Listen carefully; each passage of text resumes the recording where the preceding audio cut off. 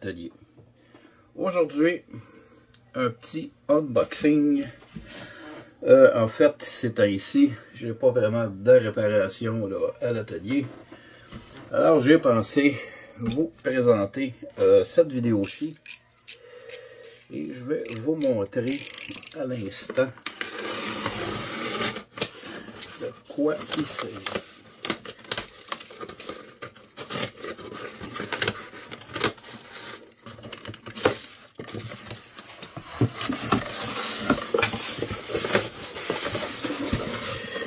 Eh oui, Back UPS, c'est en fait un gros système de protection pour les surtensions de courant équipé d'une batterie. Donc, je déballe la première boîte, la deuxième et je vous reviens. Bon, avant de passer à l'appareil lui-même, juste regarder un peu les indications ici. Donc, pour un desktop avec un moniteur 20 pouces plus un branchement de modem et de routeur. Le desktop, évidemment, on parle de portable, donc ça aurait une consommation moyenne de 40 watts. Et lors d'une panne de courant, ça pourrait fonctionner pendant une valeur estimée de 98 minutes. Évidemment, plus l'équipement consomme, plus le temps va baisser. Donc, dans mon cas, je pourrais comparer par exemple PC Gamer, écran 24 pouces, bien que ce n'est pas un PC Gamer, mais il est assez bien équipé en termes de mémoire, CPU, capacité, tout ça. Avec le modem et le routeur, on donne 240 watts, 14 minutes. Bref, juste assez de temps pour, lors d'une panne de courant par exemple, fermer la machine et ainsi ne pas perdre les données, ce qui est bien important. Alors, je vous présente ici l'appareil. Donc, on y retrouve déjà ici un papier avec tout le bilan et les tests là, en qualité et vérification là, qui ont été faites sur l'appareil. Le devant de l'appareil de marque APC. Donc, c'est le meilleur que j'ai trouvé actuellement là, de disponible sur le marché. C'est Energy Star. On a ici à l'arrière nos prises de surtension, nos prises backup, et ici ils ont mis là, un papier d'avertissement parce que la batterie à l'intérieur n'est pas branchée, donc il va falloir l'ouvrir et aller brancher la batterie. On peut évidemment ici relier les fils de câble de télévision, donc une entrée, une sortie.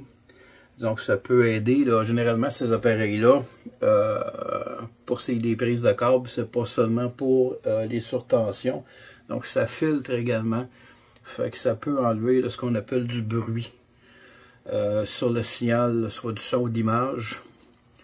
On a ici des prises réseau, donc qui sont à 1 GB pour la haute vitesse.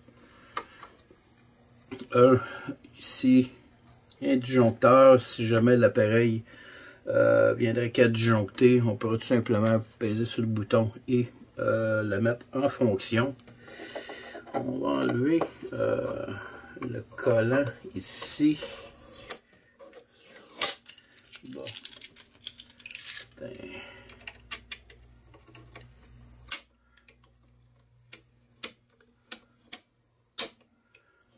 Décoller ça du mieux que je peux. Et ensuite, on va aller voir comment brancher la batterie. Donc, je pense que... OK. Ben, la batterie, elle me semble branchée. Non. effectivement, il y a juste un côté de brancher. Ok, c'est tout simplement le fil de qui est ici. On peut le voir, le positif qui est à brancher. Donc, je viens de la mettre à sa place. Ici, c'est le négatif qui était déjà entré. Donc, c'est parfait.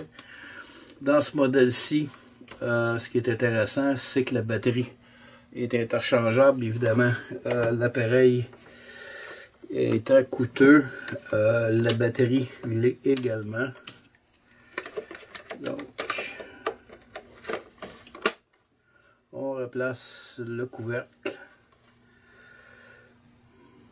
1000 volts ampères en sortie. 600 watts. Donc, c'est un bon appareil. Et comme je vous le disais tantôt, vraiment, à l'atelier, j'ai eu un problème de surtension là, dernièrement. Et ça a mis hors fonction là, un de mes PC. Et de plus en plus, là, dans mon secteur, il commence à avoir des problèmes là, lorsqu'il y a des tempêtes là, hivernales, beaucoup de vent. Je ne sais pas si c'est les systèmes électriques qui commencent à avoir de la difficulté, qui est vieillot. Bref, à chaque là, tempête ou grosse période de vent, il y a souvent là, des baisses de courant, ça baisse, ça remonte. Alors, pour protéger l'équipement informatique, j'ai décidé de me procurer ce système-ci. Et évidemment, en cas de panne, je pourrais, par exemple, si c'était une panne de prolonger, évidemment, j'utiliserai pas d'ordinateur. Par contre, je pourrais, à la limite, y brancher là, un radio qui ne consomme pas beaucoup d'énergie. De cette façon-là, je pourrais l'utiliser peut-être pendant quelques heures. Alors, je vais aller mettre le truc en fonction et je vous présente ça un peu plus tard. Alors, notre système de protection est maintenant installé. Donc, la batterie, évidemment, ça fait un certain temps que c'est entreposé, donc la batterie va recharger. On n'est pas en surcharge. J'ai branché actuellement le modem, le routeur, mon PC et une autre pièce d'équipement. C'est pas en surcharge. Alors, ça va. Bon. Mon confrère qui est en train d'amener du bruit dans son atelier. Alors, c'est vraiment un bon système à utiliser. C'est évident qu'à la maison, ça coûte quand même, là, ce système-ci, c'est dans les 225 $. Mais pour quelqu'un qui fait une utilisation informatique comme la mienne, évidemment, le PC est ouvert presque, vous avez des bons 12 heures par jour. Alors, d'avoir un système pour le protéger, ça vaut la peine. En espérant que vous avez aimé cette vidéo, je vous dis merci et à la prochaine.